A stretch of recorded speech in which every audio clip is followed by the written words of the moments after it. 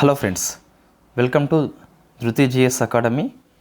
Economic survey 2023 and 24 ఇండియాది Telangana survey మనం maximum cover చేసినామండి. కొన్ని అంశాలు ఉండవచ్చు, వాటిని చివరి ఒక 3 to 4 పేజెస్ యాడ్ చేస్తే సరిపోతుంది. బట్ ఇండియా సర్వే మాత్రం మనం కంప్లీట్గా కవర్ చేయాల్సిన అవసరం కనిపిస్తుంది. సో ఈ సందర్భంగా మనము మొత్తం మీ సర్వే చూస్తే 476 పేజెస్ ఉంది. డాక్యుమెంట్ చూస్తే గవర్నమెంట్ డాక్యుమెంట్, అందులో 13 చాప్టర్స్ ఉన్నాయి. అందులో ఫస్ట్ వచ్చేసి కంప్లీట్గా ఇండియా ఎకనామీ విషయంలో ఓవర్ వ్యూ ఇస్తుంది. అందులో పెద్ద విశ్లేషణ ఉండదు. బట్ చాప్టర్ నెంబర్ 2 నుంచి 13th వరకు చూస్తే మొత్తం 12 chapters. Section number 1 India economy, section number 3 ఉంది కదా మనకు.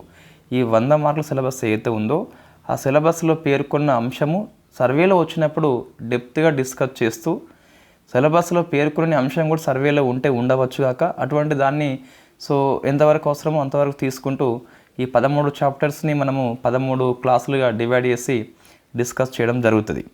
సో ఎకనామిక్ కాన్సెప్ట్ వచ్చినప్పుడు కంపల్సరీ ఎక్స్ప్లెయిన్ చేస్తాను. కొన్నిసార్లు కాన్సెప్ట్ అవసరం ఉండకపోవచ్చు. అటువంటి దాన్ని మనము గణాంకాల సహాయంతో కొంచెం గుర్తుపెట్టుకోవాలి అంతే. రైట్, 13 చాప్టర్స్, 13 క్లాసులు, 13 రోజుల్లోగా ఈ సర్వే మొత్తం మనకి అయిపోతుంది. తెలంగాణ సర్వే ఏదైతే ఉందో అది తెలంగాణ కరెంట్ అఫైర్స్ లోపల ఇవ్వడం జరిగింది. అందులో మహా అయితే ఒక 3 to 4 పేజెస్ నోట్స్ని యాడ్ చేస్తే సరిపోతుంది. తెలంగాణ సర్వే మొత్తం మనము అందులో ఇవ్వడం జరిగింది షార్ట్ నోట్స్ మాదిరిగా. ఒక 3 to 4 పేజెస్ ఏమో యాడ్ అవుతాయి అంతే, అంతకంటే ఎక్కువ మనకి యాడ్ కావు. ఫర్ ఎగ్జాంపుల్ ఈ జిఎస్డిబికి industry sector, service sector, agri sector మనం డిస్కస్ చేసినాం కదా. అందులో ఉపరంగాల వాటా అని చెప్పేసి ఒకటి యాడ్ చేయాలి. అట్లా కొన్ని మనకు అనిపిస్తుంది. 3 to 4 పేజెస్ కంటే మించు తెలంగాణ సర్వే. ఇండియా బడ్జెట్ ఏదైతే ఉందో మన క్లాస్ సరిపోతుంది, కంప్లీట్ సరిపోతుంది, ఒకటి యాడ్ చేసుకోవాలి మనము. సో ఈ ఎక్స్పెండిచర్ విషయంలో సెక్టార్ వైజ్ మనం రాసుకున్నాం, నోట్స్ లోపల ఉన్నది. సెక్టార్ వైజ్తో పాటు స్కీమ్స్ వైజ్ కూడా ఒక 10 స్కీమ్స్ తీసుకుందాం. ఫేమస్ స్కీమ్స్ ఏవైతే ఉన్నాయో ఆ 10 స్కీమ్స్ యొక్క వ్యయం ఎంత అని చెప్పేసి రాసుకోవాలి. అదొక్కటే రాసుకుంటే సరిపోద్ది మనకి, అంతకంటే ఎక్కువ ఏమీ అవసరం లేదు. ఇప్పుడు ఏంటి, తెలంగాణ సర్వే మనకు కంప్లీట్గా ఉంది. ఒక 3 to 4 పేజెస్ యాడ్ చేసుకోవాలి. ఇండియా సర్వే క్లాస్ చెప్పుకోవాలి, 13 రోజులు 13 క్లాసులు. ఇండియా బడ్జెట్ కంప్లీట్ మనకి క్లాసు ఉన్నది కాబట్టి అక్కడ ఒక పేజ్ ఏమో యాడ్ అవుతుంది, అంతకంటే ఎక్కువ యాడ్ కాదు. ఇండియా సర్వే మాత్రం మనము చెప్పుకుంటున్నాం కదా. తెలంగాణ బడ్జెట్ని మనము స్కిప్ చేసినాం. సో అది కూడా ఒకటి పూర్తిగా కవర్ చేయాల్సిన అవసరం కనిపిస్తుంది. తెలంగాణ బడ్జెట్, ఇండియా సర్వే, ఇవి రెండు గ్రూప్ 2 కంటే ముందు మనం కవర్ చేద్దాం. నేను మ్యాక్సిమం ట్రై చేస్తాను అండి. ఇన్ఫ్యాక్ట్ డిసెంబర్ 2-3 తారీఖు కల్లా పూర్తి చేసే ప్రయత్నం చేద్దాం. సో చాప్టర్ నెంబర్ 1 ఏముందంటే స్టేట్ ఆఫ్ ది ఎకనామీ. ఈ చాప్టర్ 1 చాలా చిన్నగా ఉంటుంది. ఓవరాల్ మనకు వ్యూ ఇస్తుంది, ఇండియా యొక్క ఆర్థిక పరిస్థితి ఎలా ఉందని చెప్పేసి ఇస్తుంది అంతే. ఇక్కడ పెద్ద విశ్లేషణ ఉండదు. చాప్టర్ నెంబర్ 2 నుంచి కంప్లీట్గా విశ్లేషణ ఉంటుంది. సో ఇండియా రియల్ జీడిపి వచ్చేసి గ్రూ బై 8.2% మనం డిస్కస్ చేసినాము. సో ఇండియా జీడిపి అనేది 8.2 అనేది పెరుగుతుంది. ఈ 24-25 ఇయర్లో ఇక్కడ లేదు కానీ మనకు నెక్స్ట్ చాప్టర్లో ఉంటుంది. 6.5 నుంచి 7 దాకా పెరుగుతుందట సర్వే ప్రకారం చూస్తే. సో జీడిపి గ్రోతింగ్ అని చూస్తే 23-24 ఇయర్లో 8.2 అని చెప్పేసి ఇవ్వడం జరిగింది. నెక్స్ట్ సెక్టార్ వైజ్ షేర్ అని చెప్పేసి మనకి ఓవరాల్ సో జీవీఏ విషయంలో చూస్తే మనకి అగ్రికల్చర్ 7.7 ఉన్నది. ఇది మనం గుర్తుపెట్టుకోవాలి, బై హార్ట్ చేయాల్సిందే కరెంట్ ప్రైస్ విషయంలో. ఇండస్ట్రీ 27.6 ఉన్నది. సర్వీస్ ఏమో 54.7 ఉన్నది కదా. సో మూడిటి విషయంలో మనకి ఉపరంగాలు అని చెప్పేసి ఉంటుంది కదా. ఉపరంగాల్ని మనము సో ఈ చాప్టర్స్ వచ్చినప్పుడు డిస్కస్ చేద్దాం. ఇది మొత్తం మీద ఇండియా యొక్క ఓవర్వ్యూ ఏంటి అని చెప్పేసి ఈ చాప్టర్ నెంబర్ 1లో ఉంటుంది. నోట్స్ ఇంగ్లీష్లో ఉంటుంది. సో నేను తెలుగులో కంప్లీట్గా ఎక్స్ప్లెయిన్ చేస్తాను, ఎటువంటి ఇబ్బంది లేదు తెలుగు మీడియం వాళ్ళకి. ఇక్కడ చూస్తే సో కొంచెం వాళ్ళు ఇవ్వడం జరిగిందండి. సో అగ్రికల్చర్ ఏదైతే ఉందో జీవే విషయంలో కంటిన్యూ టు గ్రో, అదే వర్డ్స్ని ఉపయోగిస్తున్నా. సో కంటిన్యూ టు గ్రో అని చెప్పేసి గ్రోగా అవుతుంది జీవీఏ విషయంలో, బట్ స్లోవర్ పేస్, అంటే నెమ్మదిగా డెవలప్మెంట్ అవుతుంది జీవీఏకి వ్యవసాయం రంగం యొక్క వాటా అనేది. సో స్లో రేట్లో పెరుగుతుంది. ఈ కీవర్డ్స్ మనం గుర్తుపెట్టుకోవాలి కాబట్టి అందులో సర్వేలో ఏ వర్డ్స్ ఇచ్చారో అదే వర్డ్స్ మనం ఉపయోగిస్తున్నాం. So total food grain decline జరిగింది. సో మనం డిస్కస్ చేసినాం ఇది 0.3%. So third advanced estimation agriculture ministry యొక్క రిపోర్ట్ ప్రకారం చూస్తే 0.3% మనకి డిక్రీజ్ జరిగింది ఆ మన్సూన్ యొక్క డిస్టర్బెన్స్ వల్ల. సో మనం ఈ గణాంకాలకు గుర్తుపెట్టుకోవాలండి కంపల్సరీ, కొన్ని గుర్తుపెట్టుకోవాలి. మొత్తం నేను అంత డాటా మొత్తం ఇక్కడ డంప్ చేయట్లేదు, ఎంతవరకు అవసరమో అంతవరకు మనం తీసుకుంటున్నాము. ఇండస్ట్రీ చూస్తే సో ఇక్కడ డెప్త్గా రాదు మీకు, వ్యవసాయము ఎక్కడ ఉన్నదో చాప్టర్ అందులో డెప్త్గా వస్తుంది, ఇక్కడ డెప్త్గా రాదు, జస్ట్ ఓవరాల్ వ్యూ అయితే ఇస్తుంది. సో మ్యానుఫ్యాక్చరింగ్ జీవీఏ మనకి ఇండస్ట్రీ లోపల చూస్తే 9.9 పెరిగిందండి. సర్వీస్ మనకు పెద్దగా ఇక్కడ ఏమి ఇవ్వలేదు, ఆ సర్వీస్ చాప్టర్లో ఎక్కువ ఇవ్వడం జరిగింది. So private final consumption expenditure వచ్చేసి 4% పెరిగింది. సో ఇది కొద్ది వరకు విశ్లేషణ అవసరం అన్నదగ్గ అంశము.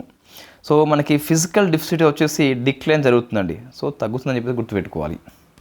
23rd ఫైనాన్షియల్ ఇయర్లో 6.4 ఉంటే 24 ఇయర్లో 5.6కే తగ్గింది. సో క్రమంగా తగ్గుతూ ఉంది. ఇంకా వాడు ఇంకేమి ఇచ్చాడు అంటే సర్వే పుస్తకం లోపల ఫిజికల్ డెఫిసిటీ 5.6 ఉన్నది, ప్రైమరీ డెఫిసిటీ 2.0 ఉన్నది, రెవెన్యూ ఏమో 2.6 ఉన్నదండి. సో మనం బడ్జెట్ క్లాసులో డిస్కస్ చేసినాం ఈ లోట్లు రకాలని చెప్పేసి ఉంటుంది.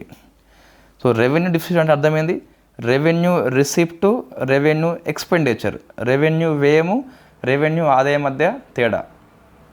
అయితే ఈ రెవెన్యూ వ్యయం అంతా వృధాగా పోదు, మనం స్టేట్స్కి గ్రాంట్ ఇస్తాం, ఇచ్చిన గ్రాంట్ అంతా వేస్ట్గా పోదు. కొన్ని గ్రాంట్స్ మరొక ఆస్తిని క్రియేట్ చేస్తుంది, దాన్ని మనం గోకా అని చెప్పేసి పిలుస్తాం. సో గోకా అంటే మనకి ఈ ఇస్మార్ట్ శంకర్లో ఆలి పేరు కదా.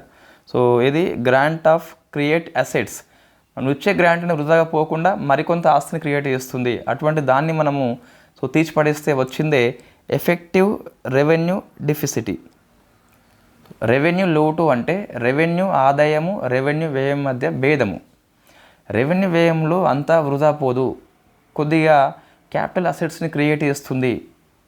అటువంటి దాన్ని మనం తీసిపడిస్తే వచ్చిందే ఎఫెక్టివ్ రెవెన్యూ డెఫిసిటీ. ఎప్పుడైనా సరే ఎఫెక్టివ్ రెవెన్యూ లోటు అనేది రెవెన్యూ లోటు కంటే తక్కువ ఉంటుంది. వై? బికాజ్ మనం క్యాపిటల్ అసెట్స్ని తీసిపడేస్తున్నాం కాబట్టి. నెక్స్ట్ మనకి ఫిజికల్ డెఫిసిటీ అండి, అంటే కోశ లోటు అని చెప్పేసి పిలుస్తాం. ఇందులో ఏముంటుంది అంటే సో బడ్జెట్ డెఫిసిటీ అంటే ఏంది, మొత్తం బడ్జెట్లో సో మనకి వ్యయము ఆదాయం మధ్య తేడా కదా. బడ్జెట్ ప్లస్ బారోయింగ్స్ అండి, సో బారోయింగ్స్ అని చెప్పేసి పిలుస్తాం. అప్పులు మనం కల్పిస్తే వచ్చిందే ఫిజికల్ డెఫిసిటీ అండి. సో మనకి ఎంత ఎక్కువ ఉంటే మనం అంత అప్పు చేస్తున్నట్టుగా తీసుకుంటాం.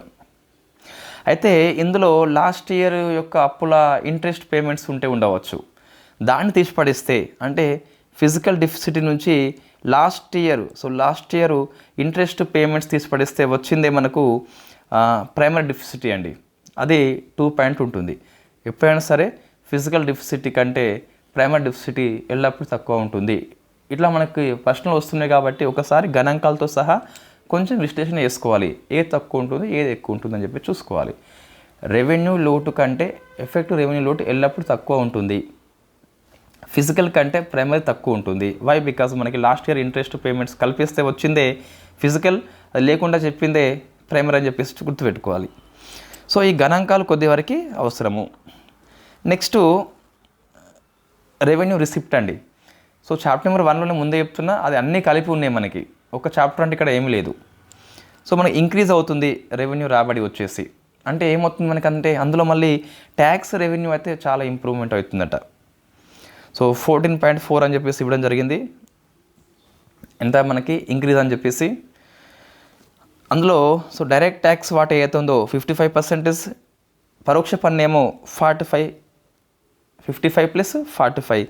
అది మనం జీడిపి రేషియోలో చూస్తే ప్రత్యక్ష పన్ను 6.5 ఉంటే పరోక్ష పన్ను 5.2 అని చెప్పేసి ఇవ్వడం జరిగింది. మొత్తం మీద 11.7 అని చెప్పేసి జీడిపి ట్యాక్స్ రేషియో మనకు ప్రశ్న వస్తుంది. సో ఫైనాన్షియల్ ఇయర్ 24లో సర్వే ప్రకారం చూస్తే 11.7 అని చెప్పేసి గుర్తుపెట్టుకోవాలి. Very very famous. నెక్స్ట్ అండి మరొక చాప్టర్ మనకి ఇన్ఫ్లేషన్ అంటే ఏంటి, ద్రవ్యోల్బణం అని చెప్పేసి పిలుస్తాం. ఇది 6.7 ఉండే 23rd ఇయర్లో, 24 ఇయర్లో చూస్తే 5.4 అంటే క్రమంగా మనకి ఏమవుతుందంటే తగ్గుతుంది. సో ఇండియా యూనిక్ పొజిషన్ అని చెప్పేసి మనకి ఇవ్వడం జరిగింది హెడ్డింగ్, అంటే మంచి పొజిషన్లో ఉన్నది. ఓన్లీ కంట్రీ అంటే ఫైనాన్షియల్ ఇయర్ 22 నుంచి 24 వరకట ఇండియా మాత్రమే సో హై గ్రోత్లో ఉన్నది, లో ఇన్ఫ్లేషన్లో ఉన్నది. ఇది ఒక మంచి సూచిక, మంచి స్థితి అని చెప్పి చెప్పొచ్చు. ఫైనాన్షియల్ ఇయర్ 22-24 ఇయర్ నుంచి చూస్తే ఈ మధ్యలో ఉన్న 3 ఇయర్స్ కాలంలో ఇండియా మాత్రమే గ్రోతింగ్లో చాలా హై ఉన్నది, అదే ఇన్ఫ్లేషన్లో చాలా లో అని చెప్పేసి పిలుస్తాం, చాలా కంట్రోల్లో ఉందని చెప్పి చెప్పవచ్చు మనం.